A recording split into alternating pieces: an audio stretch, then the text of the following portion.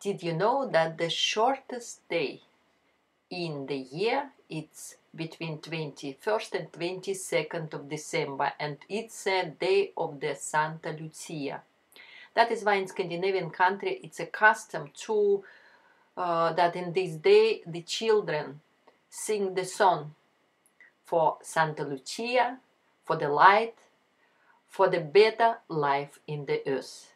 And I make the records in our shopping center, and I would like to present to you these records. And it's not professional children, it's just children from the school who like this day, because after this day light come back. And in this year it's not only these things is important, that in this day 22nd of December it will be new moon. It means that in fact year start 22nd of December for the old calendar, which I present for you not now but a little bit later.